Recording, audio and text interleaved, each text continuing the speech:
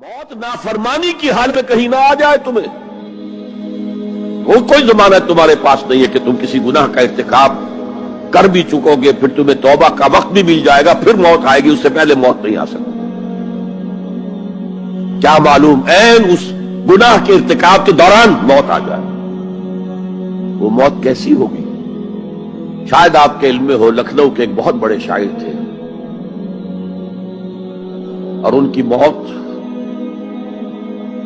بہت ہی مکروہ حالات میں واقع، رات کو 2-3 بجے، جس کو آپ انگریزی میں کہتے ہیں in the small hours of the morning, شراب خانے سے نکلے، نشے میں دھت، چکر آیا، گرے، اور ساتھ ہی بدرو جا رہی تھی گندی نالی، اس میں گر گئے، وہاں سے لاش برآمد۔ کیسی موت ہے یہ؟ نافرمانی کی حالت میں موت آئی ہے، شراب کے نشے کی حالت میں موت آئی ہے۔ اور کیا یہ ممکن نہیں ہے کہ کوئی شخص بدکاری کا ارتکاب کر رہا اور عین اسی فعل کے دوران موت آ جائے؟ اچھا، اب اگر آپ نے طے کر دیا نہیں مروں گا مگر حالت فرما برداری میں، اس کی ایک ہی شکل ہے، کوئی لمحہ بھی نافرمانی میں بسر نہ ہو، مبادا اسی لمحے موت آ جائے۔ ہر لمحے کا پہرا دیجئے، ہر ساعت کی پوری حفاظت کیجئے،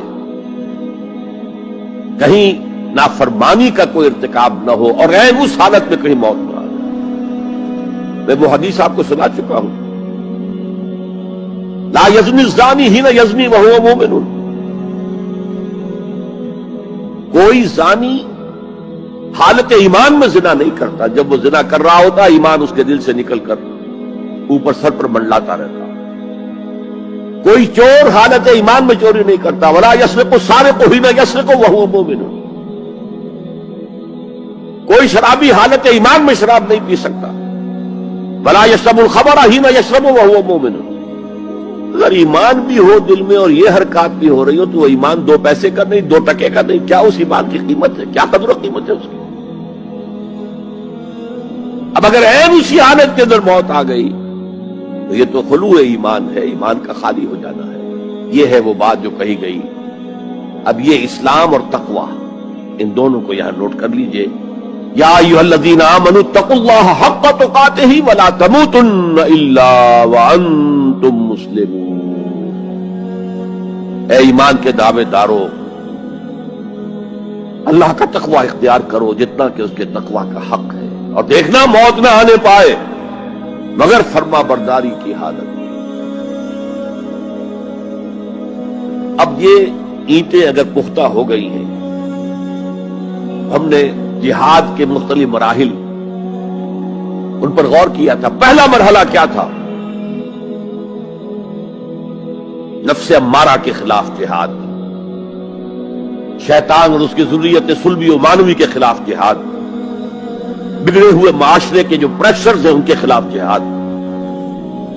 یہ 3 جہاد کر کے کما حقہ فرض کیجئے کہ اب آپ تقوی اور فرما برداری کی روش پر راسخ ہو گئے، قائم ہو گئے۔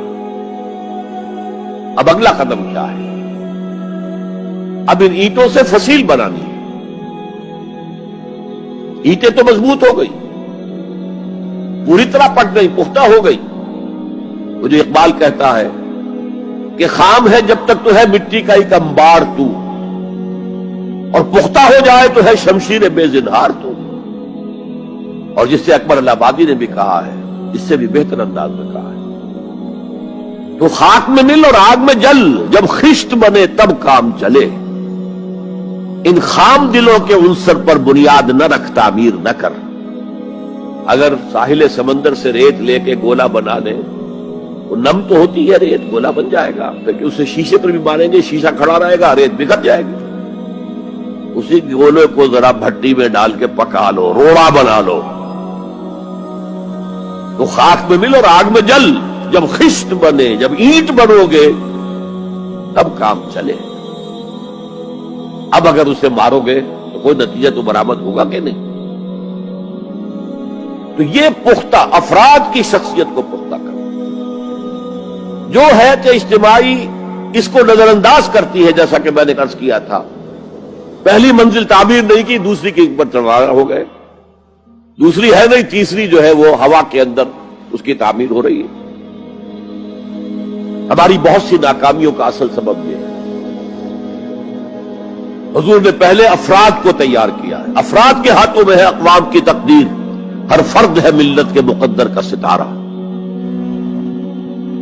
اور ہر حیات اجتماعی یا کوئی تنظیم ہو، کوئی جماعت ہو جو اسلام کی سربلندی کے لیے کام کرنا چاہیے، اسے سب سے پہلے پختہ کردار والے افراد تیار کرنے ہوں گے۔ یا ایھا الذین آمنوا اتقوا اللہ حق تقاتہ ولا تموتن الا وانتم مسلمون۔ اب دوسرا نقطہ کیا ہے؟ ان کو جوڑنا ہے، اب اینٹوں کو جوڑنا ہے۔ And for that you need a cement substance۔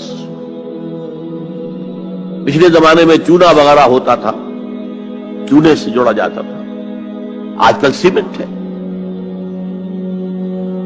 اگر یہ سیمنٹ سبسٹنس مضبوط ہے تو یہ فصیل اور دیوار مضبوط ہے، اگر یہ نہیں ہے تو چاہے اینٹیں پختہ ہو تب بھی سیلاب کا ریلا آئے گا، بہا کے لے جائے گا۔ اینٹوں کی پختگی کے ساتھ ساتھ ان کو جوڑنے والا مورٹر جو ہے اس کو بھی مضبوط ہونا چاہیے۔ اس لیے دوسرا نقطہ، یہ سہ نکاتی لایہ عمل، 3 نکاتی لایہ عمل۔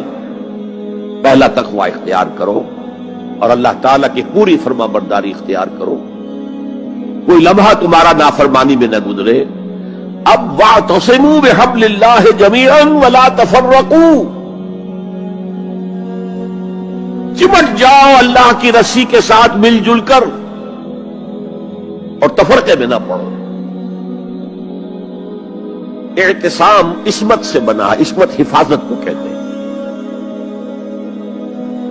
اعتصام حفاظت حاصل کرنا۔ جیسے آپ دیکھتے ہیں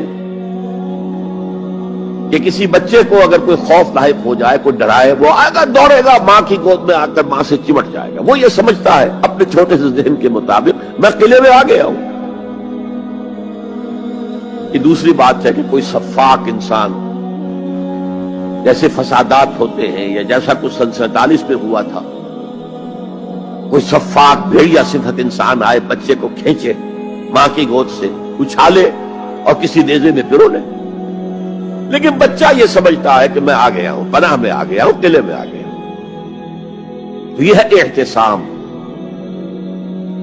اور عجیب بات یہ ہے کہ جو اس سورہ مبارکہ کی جو ہم نے شروع کی ہے آیات، وہاں سے ایک آیت پہلے جو ہے 10ویں رکوع کی آخری آیت، وَمَن يَعْتَصِم بِاللَّهِ فَقَدْ هُدِيَ إِلَىٰ صِرَاطٍ مُسْتَقِيمٍ۔ یہاں حبل اللہ نہیں ہے، جو اللہ کے ساتھ چمٹ جائے تو اس کی ہدایت تو ہو گئی صراط مستقیم کی طرف، اللہ سے جڑ جاؤ۔ سورہ حج کی آخری آیت کے بھی آخری الفاظ یہی ہے، وَاعْتَصِمُوا بِاللَّهِ فَأَقِیمُوا الصَّلَاةَ وَآتُوا الزَّکَاةَ وَاعْتَصِمُوا بِاللَّهِ۔ وہ تمہارا پشت پناہ ہے، هُوَ مَوْلَاكُمْ فَنِعْمَ الْمَوْلَىٰ وَنِعْمَ النَّصِيرُ۔ کیا ہی اچھا ہے وہ مولا، پشت پناہ، مددگار، حمایتی، کیا ہی اچھا ہے وہ مدد کرنے والا۔ تو وہاں پر بھی وَاعْتَصِمُوا بِاللَّهِ، وہی لفظ یہاں آیا، وَمَن يَعْتَصِم بِاللَّهِ فَقَدْ هُدِيَ إِلَىٰ صِرَاطٍ مُسْتَقِيمٍ۔ اب یہاں سوال پیدا ہوتا ہے وہ حبل اللہ کون سی ہے؟ اب اصول یہ سامنے رکھیے کہ قرآن مجید میں اگر محسوس ہو کہ کسی جگہ پر کوئی ابہام ہے، اجمال ہے، کہیں وضاحت کی ضرورت ہے، تو یہ حق ہی نہیں فرض ہے محمد الرسول اللہ صلی اللہ علیہ وسلم کا کہ اس کو بیان کریں، واضح کریں، تبیین کریں۔ انزلنا الیک الذکر لتبین للناس ما نزل الیہم۔ اے نبی، ہم نے آپ کی طرف یہ ذکر اس لیے نازل کیا ہے کہ آپ لوگوں کے لیے واضح کریں وہ شے جو ان کے لیے نازل کی گئی، ان کی طرف بھیجی گئی۔ آج ایک عظیم ترین فتنہ ہمارے ہاں جو ہے وہ انکار حدیث کا ہے۔ وہ گویا کہ حضور کو یہ حق ہی دینے کو تیار نہیں۔ کہ قرآن مجید کی آیات کی توضیح کریں، تبیین کریں، جہاں کہیں کوئی سوال پیدا ہو اس کا جواب دیں. لیکن یہ جان لیجئے یہ حضور کا صرف حق نہیں، فرض. مجھے ایک بڑا تلخ تجربہ ہوا تھا لاہور میں 1973 میں، وہ جو عالمی کانفرنس ہوئی تھی لاہور میں، دنیا کے تمام مسلمان ملکوں کے سربراہ وہاں جمع تھے. تو اس زمانے میں اس آیت کا بڑا چرچا تھا، اخبارات میں بھی بڑے بڑے اشتہار شائع ہو رہے لوگوں کی طرف سے، وَاعْتَصِمُوا بِحَبْلِ اللَّهِ جَمِيعًا وَلَا تَفَرَّقُوا. رکشاؤں کے پیچھے بھی بینر لگے ہوئے ہیں، ٹیکسیوں کے پیچھے بینر لگے ہوئے ہیں، وَاعْتَصِمُوا بِحَبْلِ اللَّهِ جَمِيعًا. بینر آویزاں ہیں سڑکوں پر جا بجا. لیکن میں ایک پریس میں گیا کہ جہاں میری یہ کتاب چھپ رہی تھی اور تاخیر ہو رہی تھی، تو میں ذرا ان سے کہنے گیا جلدی کرو. وہاں ایک صاحب آئے ہوئے تھے اور بدقسمتی سے آزاد کشمیر، جو ہمارے ہاں آزاد کشمیر کہلاتا ہے، آپ کے ہاں وہ مقبوضہ کشمیر کہلائے گا، اس کے وہ محکمہ جو انفارمیشن ڈپارٹمنٹ کے سیکرٹری تھے، اہم تھے. ان کا یہ کیا رہا؟ یہ لا یعنی کلام ہے، بے معنی کلام ہے. وَاعْتَصِمُوا بِحَبْلِ اللَّهِ جَمِيعًا. کہاں ہے وہ رسی؟ کس کو رسی؟ کون سی رسی کو پکڑوں؟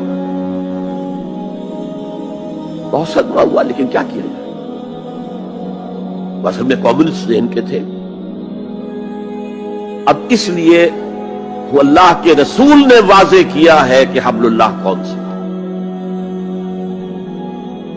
میں وہ حدیث آپ کو سنا چکا ہوں، حضرت علی رضی اللہ تعالی عنہ سے جو مروی ہے، نبی اکرم صلی اللہ علیہ وسلم، ترمذی شریف اور دارمی یا بیہقی میں موجود ہے. تو اس میں یہ الفاظ میں هو حبل اللہ المتین وهو الذکر الحکیم وهو الصراط المستقیم. حضرت علی فرماتے یہ ہے کہ میں نے سنا حضور نے ارشاد فرمایا ان قریب ایک بہت بڑا فتنہ رونما ہوگا، انہا ستکون فتنۃ. میں نے سوال کیا مل مخرج منہا یا رسول اللہ، اے اللہ کے رسول فرمائیے اس سے نکلنے کا راستہ کون سا ہوگا، مخرج کون سا ہوگا، ایگزٹ کون سا ہوگا. یا آپ کے ہالز میں جہاں ایگزٹ لکھا ہوا ہوتا ہے سرخ سی بتیوں کے ساتھ، عرب ممالک میں مخرج لکھتے ہیں اس کو، نکلنے کی جگہ، بھاگنے کی جگہ. اگر کہیں دھواں بڑھ جائے، کہیں آگ لگ جائے تو بھاگو ان روشنیوں کی طرف، ان دروازوں کی طرف، وہ کھل جائے گا. تو جب حضور نے فرمایا کہ انہا ستکون فتنۃ، تو حضرت علی کہتے میں نے پوچھا بل مخرج منہا یا رسول اللہ، فرمایا کتاب اللہ. فتنوں سے بچانے والی اور فتنوں سے نکالنے والی شے صرف کتاب اللہ. فیہ خبر ما قبلکم و نبأ ما بعدکم و حکم ما بینکم. اس میں تم سے پہلے جو اقوام تھی ان کی خبریں موجود ہیں، تمہارے بعد آنے والی جو چیزیں ہیں ان واقعات کا تذکرہ موجود ہے، اور تمہارے درمیان جو اختلافات بھی رونما ہو سکتے